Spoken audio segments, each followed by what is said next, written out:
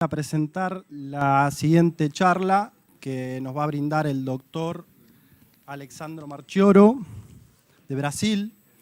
Él es médico veterinario con maestría en Medicina Veterinaria Preventiva por la Universidad Federal de Santa María, Brasil. Trabajó en el Laboratorio de Análisis Micotoxicológicas de la MIC, de la misma universidad, durante 4 años en el área de diagnóstico, participando también de evaluaciones in vitro e in vivo de aditivos nutricionales y para control de micotoxinas para aves de corral, cerdos y rumiantes. Posee experiencia en la agroindustria brasileña, fue gerente técnico comercial de aves en Biomin, actuando en Brasil y América Latina. En la actualidad es gerente regional de producto de la línea Mycofix para América Latina y su presentación va a ser sobre actualización en micotoxinas. Gracias. Buenas tardes. Es un placer estar aquí hoy para hablar un poquito de micotoxinas, este tema que es muy importante para toda cadena de producción. Vamos a traer algunos datos actuales de cómo está se comportando este desafío en el campo. Bueno, primeramente agradecer a Biofarma por la invitación, por todo el soporte en esta semana. El contenido para ahora, entonces, vamos a hablar un poco de los puntos claves para producción de las micotoxinas. Vamos a presentar los datos que nosotros de Biomin tenemos al respecto de contaminación, de prevalencia de las principales micotoxinas. Hablar un poco del concepto de las micotoxinas enmascaradas, revisar y para quien no conoce, aclarar qué son y cómo están presentes también estas micotoxinas en las materias primas. Y por final hablar de las herramientas de control que nosotros tenemos disponibles. Cómo podemos elegir y utilizar estas herramientas. Bueno, como la doctora Sandra habló anteriormente, y también yo me gusta siempre empezar hablando de nuestra responsabilidad, nosotros que estamos involucrados en la cadena de producción de proteína animal, el desafío que nosotros tenemos en los próximos años. Esta es un video que nos muestra cómo está distribuido toda esta población mundial desde los primordios y vamos a llegar hasta la proyección que tenemos para 2050, que va a ser alrededor de 9 billones de personas. Entonces, es un reto muy grande producir con los recursos cada vez más escasos y con los desafíos principalmente desafíos climáticos, producir comida para toda esta gente. ¿Ya? Y claro que toda esta población va a generar un impacto en nuestro planeta. Esta es una proyección de NASA que nos muestra cómo el aquecimiento global está cambiando la temperatura, las condiciones climáticas también alrededor del mundo. Entonces, cómo este crecimiento también de la población afecta el clima como un todo. Vemos cuadros cada vez más frecuentes de extremos de temperaturas, periodos de frío, periodos de lluvias, sequías.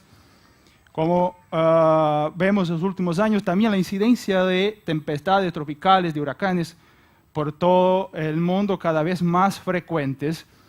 Esto va a impactar a la producción de granos, la materia prima base que nosotros utilizamos para producir proteína animal. Y mire el contraste, estas son fotos, me gustaría agradecer a Martin Battistotti y también a las personas de Biofarma que nos fornecieron estas fotos del año pasado, aquí de Argentina. Estamos enfrentando un cuadro como este a llegar a este punto, de hacer la cosecha del maíz abajo de estas condiciones. Y nosotros, cuando empezaron a utilizar este maíz, la soya también el año pasado, vimos cómo cambió el cuadro de contaminación, se incrementó mucho, principalmente la contaminación por micotoxinas producidas por hongos de campo.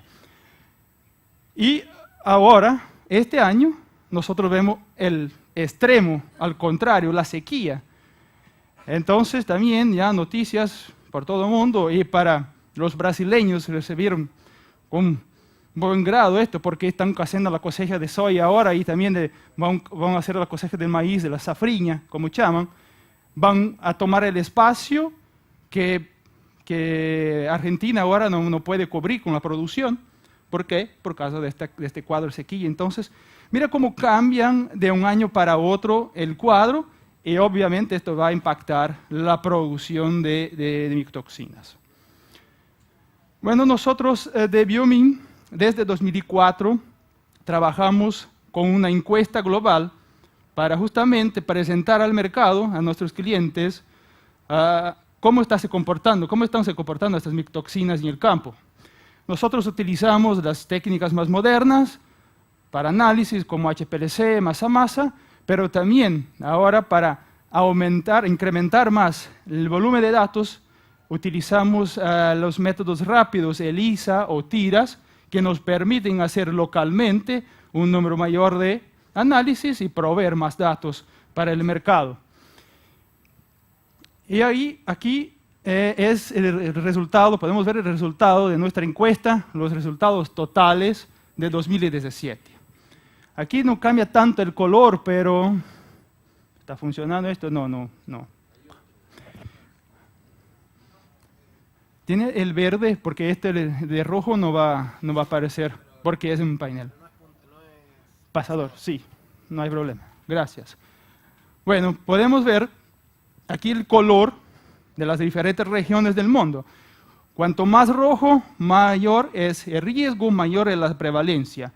Y vemos que nos concentramos aquí en las Américas. Principalmente en la América del Sur teníamos un desafío grande de fumonicidina, una prevalencia muy grande de fumonicidina, seguida de deoxin y valenol, micotoxinas producidas por hongos de campo.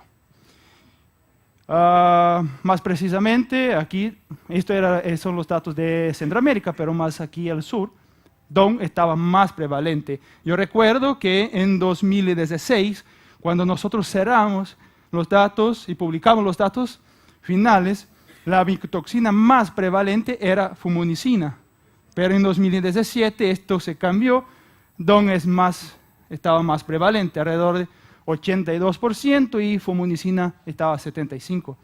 Pero lo que es importante aquí recordar que es muy difícil nosotros tenemos una materia prima sin una de estas dos micotoxinas, porque la prevalencia es muy alta. Entonces vamos a estar, claro que el promedio de contaminación va a variar, va a depender, pero van a estar prácticamente presentes en casi todas. Son los datos de maíz de Argentina de 2017 y llama atención principalmente para la contaminación de fumonicina y para este número el promedio de las muestras positivas. Estaba alrededor de 2.800 ppb. Y también una prevalencia importante, como vimos, de DON con más de 1.000 ppb y serralenona también una contaminación bastante significativa. La soya siempre me gusta llamar la atención porque cuando yo trabajé en la MIC en 2010 y cuando estaba haciendo mi maestría, nosotros analizábamos soya para exportación. La MIC es un laboratorio certificado por el gobierno brasileño para hacer las pruebas oficiales, esas materias primas que van para exportas para afuera. Y nosotros no encontrábamos prácticamente nada de micotoxinas en soya, en harina o productos con soya. Pero después de 2011-2012, el cuadro empezó a cambiar. Y actualmente, nosotros podemos ver que principalmente serralenona y deoxyvalenol están muy presentes. Y si nosotros añadimos a esta contaminación que tenemos en maíz, vamos a llegar a un total bastante significativo y que puede impactar seriamente en el campo, la producción animal. Solo para comparar, aquí los datos de Brasil, estaba el año pasado con un promedio de fumonicina arriba de 4.000, entonces allá estaba más alto la contaminación, la prevalencia de fumonicina también, y también DON y serralenona muy prevalentes. Pero ahora, estos son los datos de 2018. ¿Recuerdan cuando yo hablé de los datos de fumicina de 2017 que estaban en un promedio de 2.800? Ahora, en estos 3 primeros meses de 2018 está con un promedio de 6.000, arriba de 6.000.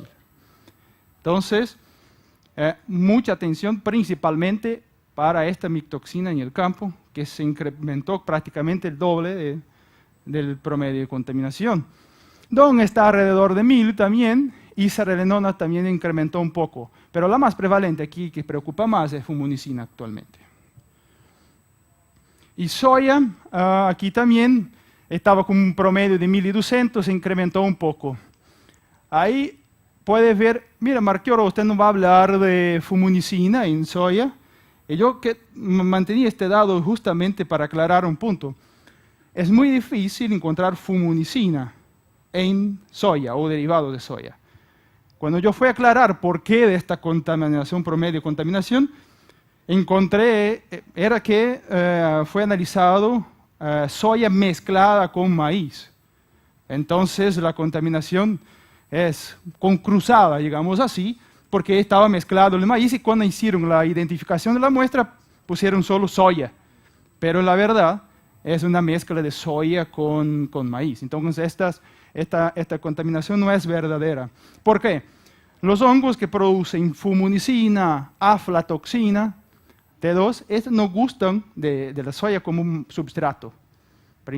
Pero los que producen entonces DON y cerelenona sí. Entonces, por esto que nosotros encontramos y también cuando hicimos la sugerencia de qué micotoxinas analizar en las diferentes materias primas, cuando recomendamos para soya es hace solo SEA y DON, porque es muy raro encontrar esas otras micotoxinas, para optimizar también el costo de las análisis. ¿Okay? Bueno, surge entonces la pregunta si estamos analizando y teniendo en cuenta todas las micotoxinas cuando enviamos una muestra para análisis. No sé si todos conocen el concepto de las micotoxinas enmascaradas, pero voy a hacer una revisión rápida. ¿Qué son estos? Cuando el hongo infecta la planta y que tiene las condiciones favorables, va a producir las micotoxinas. Y aquí vamos a utilizar el ejemplo de DON, pero las otras micotoxinas también pueden hacer este mismo mecanismo. Y automáticamente la planta empieza un mecanismo de defensa y va a hacer la conjugación de una molécula de azúcar a esta micotoxina para intentarse defender de esta micotoxina. Entonces, se origina entonces la micotoxina enmascarada, que es esta DON 3-glucosido, en caso de DON. Cuando esta micotoxina, cuando el animal ingiere este alimento que tiene esta micotoxina enmascarada, en el tracto gastrointestinal va a hacer romper esta ligación que tiene la molécula de azúcar y la micotoxina va a estar en su forma libre nuevamente, su forma original. Pero el detalle es que las metodologías analíticas convencionales no tienen la capacidad de romper esta ligación que tiene la molécula de la micotoxina con este azúcar. Y cuando se pasa por un HPLC, cuando se pasa por un masa-masa, el equipo no reconoce esta como una micotoxina, como debería. Y se pasa. Entonces, muchas veces enviamos muestras al laboratorio, tenemos señales clínicos en el campo, compatibles con las micotoxinas conocidas, enviamos muestra y no se identifica o no se cuantifica un nivel que podría justificar el cuadro que se ve en el campo. Puede ser que sea estas micotoxinas en esta forma enmascarada que están causando estos problemas. Se conoce ya y se dice que hasta 45% del deoxinivalenol puede estar en esta forma enmascarada. Entonces, mire, cuando nosotros recibimos un reporte del laboratorio, podemos tener 45% más de contaminación de esta micotoxina en esta forma, por causa de esta micotoxina enmascarada. Bueno, ¿o qué nosotros desarrollamos para investigar y poder cuantificar derecho a estas micotoxinas enmascaradas, desarrollamos una metodología analítica específica que es el Spectrum 380, que durante el proceso de extracción de las micotoxinas de estas muestras tiene la capacidad de romper esta ligación con la molécula de azúcar y tornar esta micotoxina como puede ser aparente, libre nuevamente, para que el lector, el masa, identifique y cuantifique cuántas tiene. Entonces es un proceso de extracción diferente del masa de HPLC convencional para poder presentar estas micotoxinas a los equipos. Desde 2004 esta metodología está disponible. Tiene capacidad de detectar 380 metabolitos producidos por hongos, 380 o un poco más de 380 ahora micotoxinas. Entonces, además de las conocidas, tenemos un campo para investigar muy grande. Esto se hace en colaboración con la Universidad de Viena y el campo de Tulln en Austria. Bueno, los resultados de nuestros análisis con esta metodología de 2017, podemos ver que tenemos una cantidad enorme de metabolitos que hasta ahora no se hace idea de lo que puede hacer. Se empezó a analizar con más detalles, están intentando a descubrir los efectos de un grupo específico que son las micotoxinas consideradas emergentes, que son estas: beauvericina, culmorin y eniatinas. Estas tres, o la variación de ellas, es que están más en foco ahora y que están intentando hacer pruebas tanto in vitro y en vivo para identificar sus efectos tóxicos y también la interacción con las micotoxinas ya conocidas, con afla, fumus, edon. Entonces podemos ver que están con un promedio muchas veces considerado significativo y algunas veces con picos de contaminación muy altos. Si vamos a comparar con las micotoxinas conocidas, es significativo estos porcentajes de estas contaminaciones. Y separando por grupo de hongos, aquí es la contaminación de las conocidas, de los grupos de tricotesenos, fumonicidina, aflatoxina, pero con esta metodología se puede identificar que prácticamente casi 100% de las muestras tienen metabolitos o estas micotoxinas producidas por los diferentes grupos de hongos que, por ejemplo, aquí Penicillium y Aspergillus, que es la familia que produce aflatoxina. Miramos que los resultados de aflatoxina no están absurdamente altos, no están preocupantes, pero el grupo de hongos está muy presente en estas materias primas. Entonces puede ser que están, por la situación de clima, por la situación de manejo o de producción de granos, ahora no están produciendo aquellas micotoxinas, pero están produciendo de estas enmascaradas o metabolitos que nosotros aún no tenemos tanto conocimiento así. Entonces, están muy prevalentes. ¿O qué se sabe ya de estas micotoxinas consideradas emergentes? Empezaron a hacer pruebas, principalmente in vitro, con huevos y con cultivo de células. Entonces, sabes que las eniatinas son muy citotóxicas ya a bajas concentraciones, tienen capacidad de causar mortalidad embrionaria y muerte de células también, y tiene capacidad de se acumular en carne, piel, hígado de broilers. Beauvericina, una prevalencia muy alta, también citotóxica, y están se comprobando ya efectos en el sistema inmune y también la disponibilidad de farmacéuticos, antibióticos principalmente. Ellos empeoran la absorción o el aprovechamiento de los antibióticos cuando utilizamos ellos. Culmorina tiene efecto sinérgico que potencializa el DON, los tricotesenos en general, pero principalmente de oxinivalenol. Y vamos a ver un poquito más adelante cómo esta micotoxina puede causar impactos significativos, principalmente en el tracto gastrointestinal. Y también, por final, la moniliformina, que es citotóxica y puede causar en aves problemas de corazón. Entonces, este es el grupo que se está empezando a investigar más. Ahora ya están en desarrollo algunas pruebas de campo.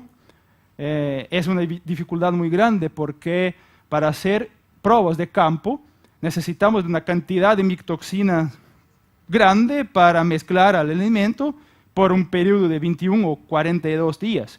Entonces, producir la cantidad necesaria de estas micotoxinas para hacer una prueba de campo es difícil, costoso, y solo centros de investigación con plata y con estructura pueden hacer esto. Pero ya están desarrollando y pienso que más algunos. Ahora, de correr de este año y año que el siguiente, vamos a tener más datos de estas micotoxinas. Y claro, la interacción que estas micotoxinas conocidas tienen unas con las otras. Se sabe que los distintos grupos pueden tener efectos sinérgicos o aditivos. Entonces, yo utilizo siempre el ejemplo del ácido ciclopiazónico en aves que no es una micotoxina que se analiza con frecuencia y es muy difícil. Está atrelado a úlceras de molleja, pero cuando tenemos estos señales clínicos y vamos a analizar materia prima o alimento acabado, es muy raro encontrar esta micotoxina porque ella es volátil. Y durante el proceso de extracción, ella se pierde. Pero no se detecta o se detecta muy, muy bajo. Pero siempre que tiene estos señales y un poquito de ácido ciclopiazónico, siempre va a tener aflatoxina. Porque quien produce ella son los aspergillus y penicillium. Son micotoxinas producidas por el mismo grupo de hongos. Y la aflatoxina siempre va a potencializar el efecto tóxico del ácido ciclopiazónico. Por más pequeña que sea, más baja que sea la contaminación, va a incrementar muchísimo el efecto tóxico, citotóxico que tiene el ácido ciclopiazónico. Y cerdos también, para determinadas micotoxinas también es muy sensible, pero esta interacción es muy sensible y tenemos siempre que tener en cuenta cuando analizamos un cuadro sospecho de contaminación por micotoxina o efectos, señales clínicos por ellas. Respecto a los efectos de estas diferentes micotoxinas en la producción, ya se sabe que impacta la producción, los parámetros zootécnicos, enfermedades, doenças. Pienso que esta semana vamos a tener la oportunidad de aprofundar un poco más los conocimientos, principalmente en esta parte de inmunidad. Doctor Carón va a hablar al respecto de esto ahorita. Y también el impacto que tienen estas micotoxinas, principalmente el tracto gastrointestinal, que es la moda del momento, hablar de salud intestinal y el impacto que probióticos o que micotoxinas tienen en la calidad intestinal y rendimiento. Entonces, esto sería un cuadro ideal de equilibrio, de salud intestinal, un equilibrio de las bacterias patogénicas, las bacterias benéficas, con un sistema inmunológico activo, preparado para defender el animal de cualquier reto, pero nosotros ya conocemos que las diferentes micotoxinas tienen un impacto muy grande en estos factores: absorción de nutrientes, proliferación de células. Y aquí el punto más sencillo que en mi opinión, para mí es más importante, que es la función de barrera y la producción de la respuesta inmune y también producción de citoquinas para controlar en procesos inflamatorios. Que esto es principalmente en aves el punto más sencillo, porque cuando hablamos de micotoxina como fumunicina, fumunicina no es un problema para aves, necesita de contaminaciones muy altas para tener un efecto clínico aparente, visible. Pero bien, pero ya está comprobado y tiene muchas pruebas, muchos estudios alrededor del mundo, que las bajas concentraciones de esta micotoxina va a impactar justamente aquí, en la calidad intestinal. Y es la puerta de entrada de muchas enfermedades. Coli, Salmonella, Clostridium, incidencia de enteritis necrótica. Pienso que los disertantes durante hoy y mañana van a hablar respecto de esto también, más profundamente. Entonces, el impacto que ellas tienen, el impacto más importante actualmente, estas concentraciones constantes a un promedio significativo de contaminación y van a impactar en estos parámetros. Esto es un video, es de la línea humana, pero nosotros utilizamos para explicar esta parte de salud intestinal y también inmunología. Esto sería un cuadro de como las virosidades íntegras, estas son las células M, aquí todo el sistema inmunológico activo, preparado para cualquier desafío. Estas células M van a presentar las bacterias o virus a este sistema inmune que está abajo, y también las células dendríticas van a buscar estos patógenos en la luz intestinal para desarrollar la respuesta inmunológica necesaria. Entonces, esto sería en una situación ideal de calidad intestinal, el sistema inmune está activo, trabajando para desarrollar estas respuestas. Pero cuando nosotros tenemos micotoxinas que están agrediendo esta pared intestinal, tenemos la abertura de las junciones estrechas de las células intestinales. Esto abre la barrera y consecuentemente vamos a tener el pasaje de bacterias, de patógenos y pérdida también de nutrientes. Esto va a causar un cuadro de inflamación crónica, y para el animal se recuperar o controlar este cuadro va a utilizar mucha energía que sería naturalmente direccionada para el desarrollo. Y este es el cuadro que nosotros tenemos una dificultad de identificar en el campo. La inflamación crónica sí, porque ya se puede asociar a alguna enfermedad, pero esos procesos inflamatorios a niveles más bajos ya van a causar pérdidas muy grandes y es difícil de cuantificar y de ver. Y estas contaminaciones constantes de micotoxinas siempre van a favorecer a estos cuadros de inflamación constante, y nosotros podemos estar perdiendo plata y la mayoría de las veces no percebemos porque nos acostumbramos con los resultados que tenemos, pero podemos estar ganando más. Y mira, haciendo un link con que nosotros vimos, cada vez más tenemos que ser más eficientes en la producción de proteína para atender a la demanda de crecimiento de la población mundial. Entonces, atentos también a estos cuadros inflamatorios más crónicos o no tan crónicos, así que van a causar pérdidas muy significativas. Bueno, ¿cuáles son las soluciones entonces eficaces para controlar estas micotoxinas? Se conoce que ellas tienen estructuras químicas distintas, y para esto nosotros necesitamos de diferentes estrategias para controlar estas micotoxinas. Siempre se piensa en un mineral, o eso que nosotros tenemos más de pronto para utilizar, productos a base de mineral que no tienen un costo tan elevado, y es tradicionalmente la primera opción de nosotros. Pero se conoce ya que los minerales de forma general tienen una acción muy limitada o específica para algunos de los grupos de micotoxinas, pero no para todos.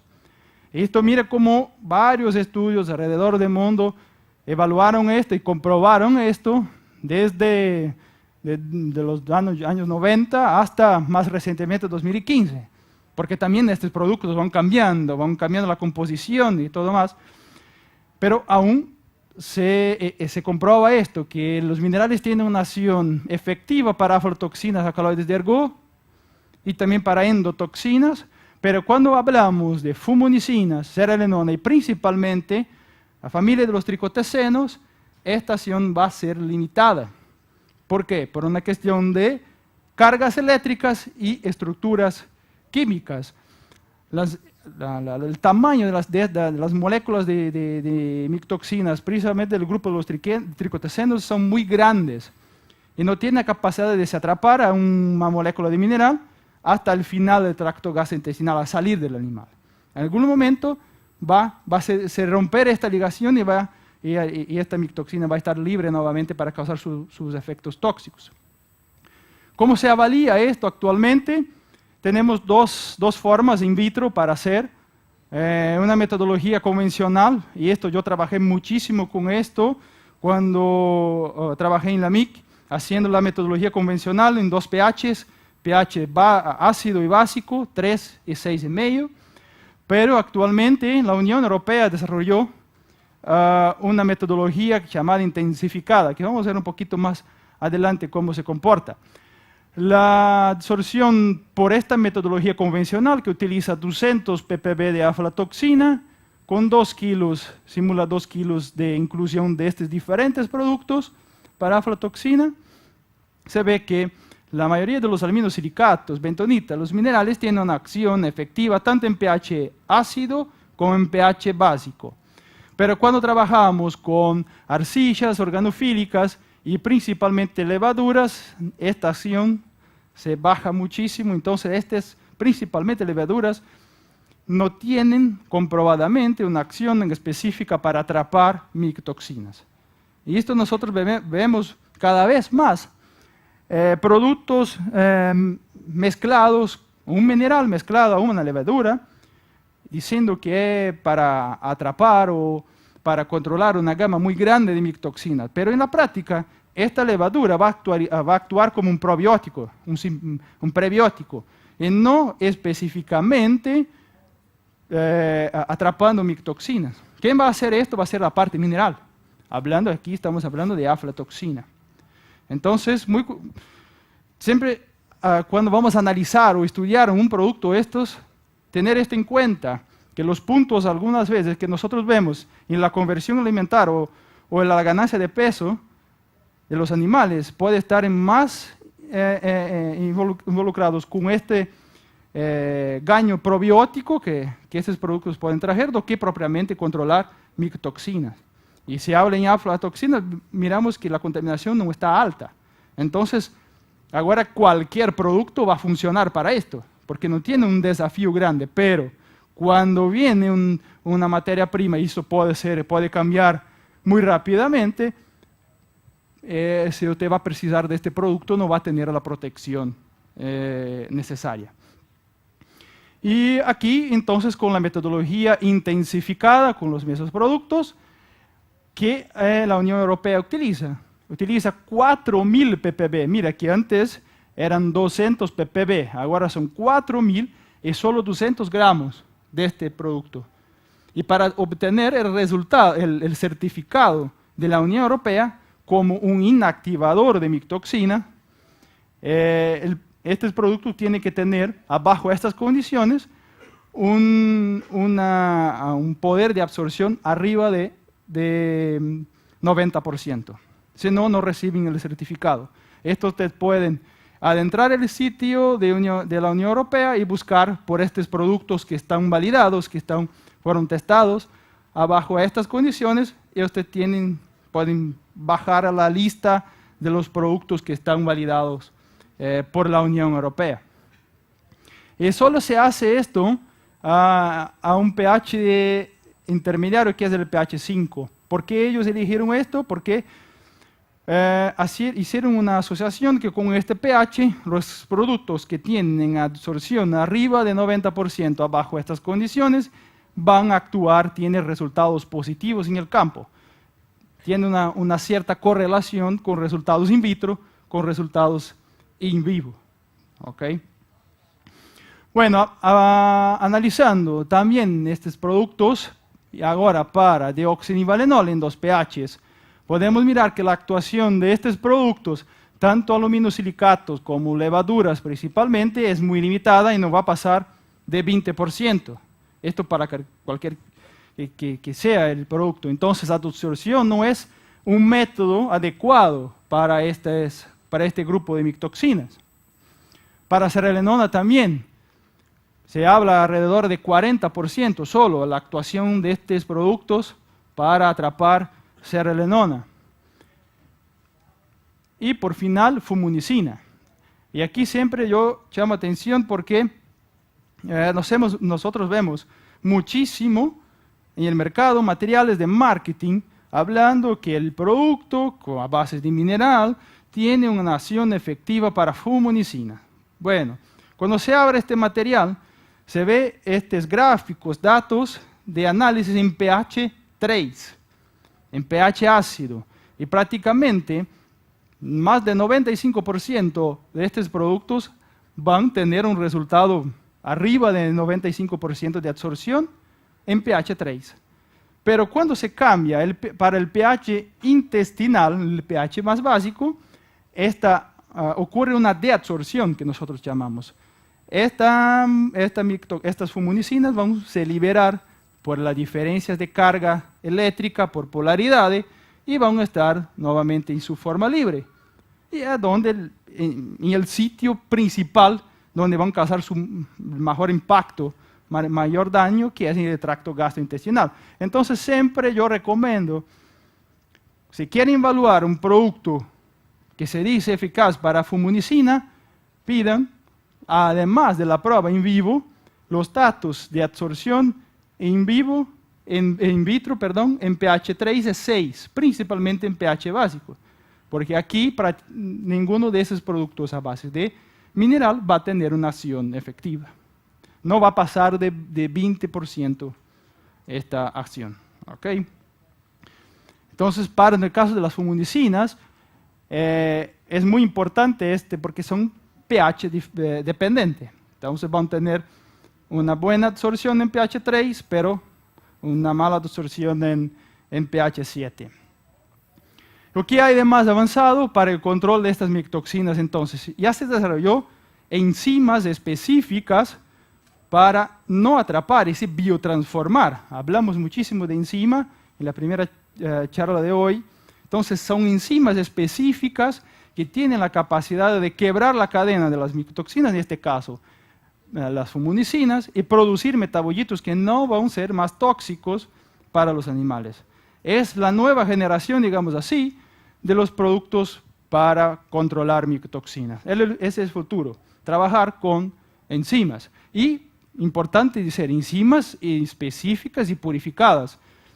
Tiene algunos productos que se dicen a bases de enzima, pero solo tienen en su composición pared de levadura, pero no especifican cuál enzima es, para qué micotoxinas actúan. Actúan como con biotransformación, pero no explican cómo hacen esto. Entonces es importante también tener estos datos en mano cuando van a evaluar un producto, elegir un producto para utilizar en el campo. Se tiene también disponible ya enzimas purificadas para biotransformar la familia de los tricotesenos. Son enzimas de epoxidasas específicas que van a actuar en esta parte específica de la cadena de los tricotesenos. Y estas enzimas epoxidadas son específicas para todos los tricotesenos, para T2, para deoxinivalenol. ¿Por qué? Actúan específicamente en este sitio, en esta parte, que es común para todos los tricotesenos. Lo que cambia de un T2 para un deoxinivalenol es las cadenas laterales, las ramificaciones que tienen. Pero estos anillos centrales son iguales. Y esta enzima actúan específicamente en esta parte, quebrando estos anillos y formando metabolitos que no son más tóxicos.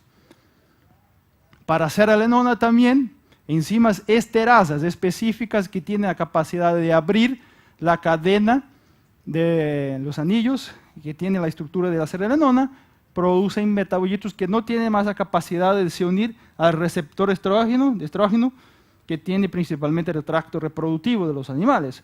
Entonces no vamos a ver más el efecto estrogénico que esta micotoxina puede causar. Y por final, ocratoxina. Ocratoxina no es una micotoxina tan constante, tan preocupante para nosotros en América del Sur. algunas épocas del año, depende mucho de las condiciones climáticas, podemos ver una contaminación baja, pero es muy importante, por ejemplo, para América del Norte, porque ella es producida abajo de condiciones de climas más fríos. Entonces, allá es un problema para quien utiliza materia prima de allá. Tiene siempre que analizar y tener en cuenta esta micotoxina. Para nosotros es un poco más raro, pero también estas tienen enzimas esterasas específicas para biotransformar ellas en metabolitos no tóxicos. Bueno, en resumen, nosotros vemos que los cambios climáticos y fenómenos meteorológicos extremos pueden conducir a nuevos perfiles de contaminación. Estamos viviendo esto en la práctica este año aquí en Argentina. El comercio de productos mundial exige una vigilancia constante, entonces es muy importante crear un programa, un monitoreo de micotoxinas para siempre evaluar la materia prima que recibimos y también el alimento acabado que estamos enviando para el campo. Tener en cuenta las micotoxinas enmascaradas emergentes, que puede ser la causa, la explicación de muchos problemas clínicos de campo que muchas veces nosotros no conseguimos encontrar a causa específica, o solamente ponemos en la cuenta de enfermedades conocidas como enteritis necrótica o contaminación por Salmonella coli, pero esto sería la causa secundaria. La causa primaria sería esta contaminación crónica por estas micotoxinas. La diversidad de estructuras moleculares, como vimos, exigen mecanismos de absorción y biotransformación para su control, y es esencial siempre buscar la herramienta más adecuada para el control de las micotoxinas, como vimos. Tenemos actualmente un reto muy grande de fumicina y de deoxinivalenol. Entonces no es cualquier producto que va a actuar para este grupo de micotoxinas. Entonces siempre buscar productos que tienen comprobadamente acción para los diferentes grupos de micotoxinas. Bueno, con esto encierro mi presentación. Muchísimas gracias por la atención. Y si hay preguntas, estoy disponible. Gracias. Muchas gracias, Alessandro. Bueno, preguntas para Alessandro.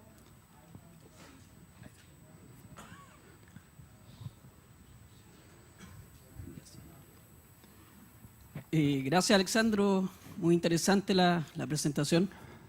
Perdón, Acá. Te quería preguntar, hablaste de los distintos pH a los que actúan ciertos tipos de productos. ¿Qué pasa con las enzimas y el pH al cual pueden actuar? Sí. Todas las enzimas tienen un pH óptimo de actuación. Hablamos específicamente, vamos a utilizar el ejemplo de la enzima para fumicina. El pH óptimo de ella es la transición entre el pH de la molleja para el pH intestinal. Entonces alrededor de 4,5 y 5 es donde vamos a tener el pico de actuación de esta enzima, pero va a actuar también en pH básico, más ácido y más básico, pero sí tiene una curva. Cuando hablamos de las enzimas para controlar tricotacenos, ellas ya actúan más en un pH básico, entonces va a actuar más en el tracto gastrointestinal. Entonces sí, las enzimas, cada una de ellas tiene su particularidad, van a actuar, tener el pico de actuación en determinados pHs, pero no están tan ligadas únicamente al pH básico o al ácido. Va a variar, depende de la estructura de la enzima. ¿Okay? Por lo general tienden a actuar más a pH más aptos de intestino que más. Depende mucho del grupo de micotoxinas. Como dice, la fumicina más entra a la transición del ácido para básico. Para tricotacenos, que es un grupo totalmente distinto, más básico. Entonces, va a variar, depende de la micotoxina, del grupo que se quiere controlar. ¿Ok? Gracias. De nada. Gracias por la pregunta. ¿Alguien más?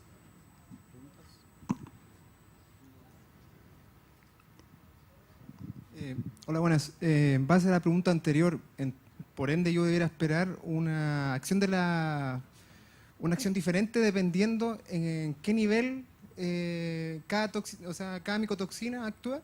Por ejemplo, molleja, estómago, intestino. cada enzima. Ok. O sea, yo no podría conseguir una completa protección con enzima, No. a través de otra enzima. Agora compreendi tu pergunta. Sim, trabajando com enzimas, por lo más que ella tiene pHs específicos de actuación.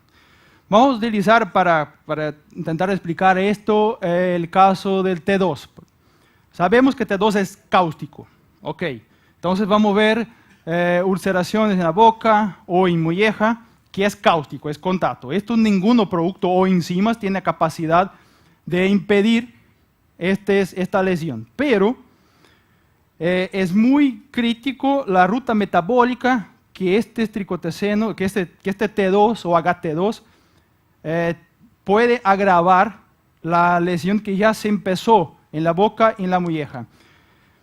Este T2, este HT2 va a pasar, va a causar su efecto tóxico, pero va a ser absorbido en el tracto gastrointestinal, va a pasar por el hígado, caer en la torrente sanguínea y va a actuar en los sitios propensos para ello, que es en estos tejidos de la boca o la molleja.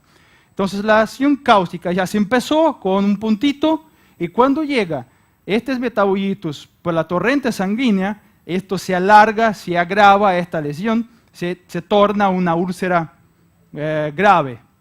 Entonces, lo que se hace con este tipo de producto es impedir que esta micotoxina, cuando llega en el tracto gastrointestinal, va a ser biotransformada y se corta la ruta metabólica.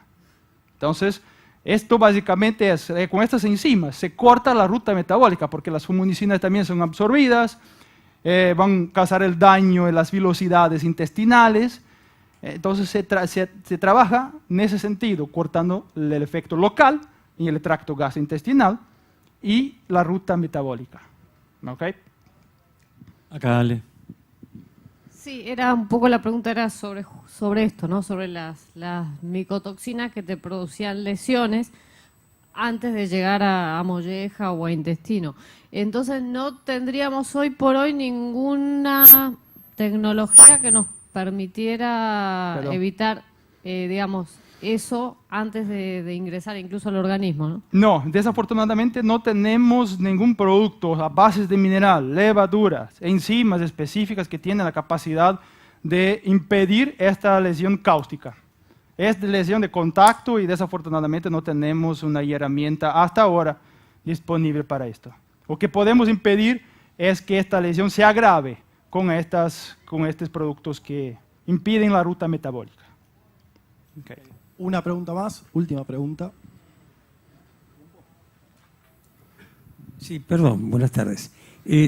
Esta pregunta tiene que ver está vinculada con la anterior. Yo me pregunto, estas enzimas en el alimento antes de ser ingerido, en el alimento elaborado, ¿no actúan? Mira, nosotros tenemos estudios internos que dice cuando mezcla, porque esas enzimas son substrato dependiente, entonces cuando entra en contacto con la micotoxina ya pueden trabajar. No hay necesidad exclusivamente de estar en el tracto gastrointestinal, pero es muy, muy, muy bajo. Entonces nosotros los productos que tienen esto no promueven como puede ya durante la preparación del alimento, de la mezcla, que se incluye estas enzimas, ya empieza a trabajar. Tiene una cierta acción, pero es muy bajita. La acción va a ser y el tracto gastrointestinal. Y en la situación del pH, que es ideal para la enzima trabajar. ¿Okay? Gracias.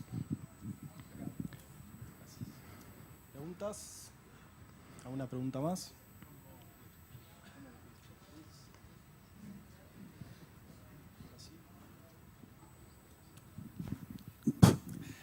¿Qué efecto puede tener el pH del estómago sobre estas proteínas que son las enzimas, sobre todo sobre aquellas que trabajan a un pH más básico?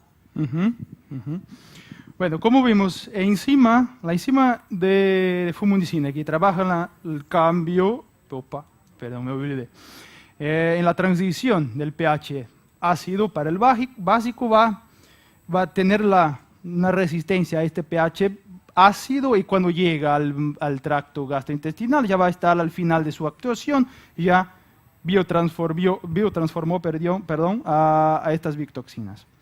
para las enzimas que son más específicas, que tienen su pico de actuación a pHs intestinales básicos, o que ellas están protegidas por una capa de grasa para que lleguen hasta el tracto gastrointestinal. Entonces, cuando llegan allá, pasan por el pH ácido que puede dañar ellas, obviamente, y son liberadas por las enzimas digestivas y van a estar libres para actuar en este sitio. Entonces se protege teniendo en cuenta la particularidad de cada una de ellas, si hay necesidad.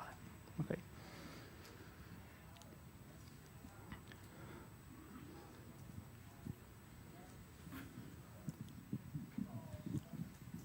Doctor, mi pregunta se refiere a lo siguiente. Casi todos estos productos llegan a una arcilla o llegan a un producto de mineral y enzimas o levadura. Okay. ¿En qué momento empiezan a actuar las cargas eléctricas como para poder disminuir algo el efecto de las micotoxinas?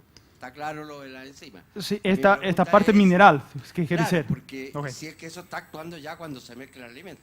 No, los minerales no tienen la capacidad de atrapar micotoxinas cuando se mezclan en el alimento. Todos los minerales van a tener su acción cuando el animal ingiere el alimento, solo en el tracto gastrointestinal. No tiene la capacidad de un mineral atrapar cualquier micotoxina que sea durante la mezcla, la preparación del alimento. Okay. Solo ¿Y en qué parte del tracto intestinal comienza la acción? Minerales, pensando en afla, esas que son absorbidas, que son las micotoxinas que los minerales tienen acción específica, ya empieza en la boca. Con las enzimas digestivas de la boca ya se empieza la reacción y va cada vez más incrementando esto. Básicamente, hasta la molleja, casi todas ya están atrapadas. Lo que es importante es que algunos, como yo expliqué, fumonicinas van a estar atrapadas, pero cuando se cambia el pH para el pH intestinal, se soltan. Pero prácticamente en este inicio del tracto gastrointestinal van a estar ligadas y ahí van ahora, salen atrapadas. Okay. ¿Más preguntas?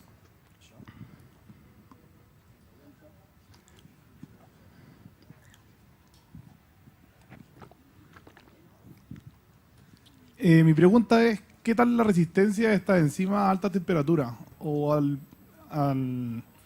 poner Extrusión. el alimento un extrusado o peletizado. Okay. Prácticamente todas ellas son protegidas o tienen resistencia al proceso de peletización. Entonces, a temperaturas bajas, proceso de peletización normal, no hay ningún problema. Como también son las enzimas nutricionales. Pero cuando tenemos un proceso térmico más agresivo, ahí sí se tiene pérdida. Ahí se tiene que evaluar por cuánto tiempo va a estar expuesta a esta alta temperatura. El proceso de extrusión siempre va a tener alguna pérdida. Lo que se hace, ahí se tiene que evaluar la situación específica de cada caso, se ajusta la inclusión para compensar un poco la pérdida. Pero sí, con altas temperaturas, desafortunadamente ellas no están protegidas, no todas ellas están protegidas para aguantar, pasar por este desafío. Entonces puede perder un poco sin altas temperaturas. Okay.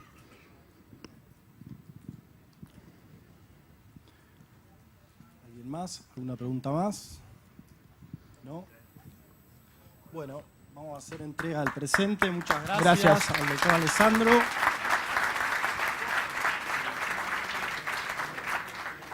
Gracias. Muchísimas gracias. Muchas gracias. Gracias a ti.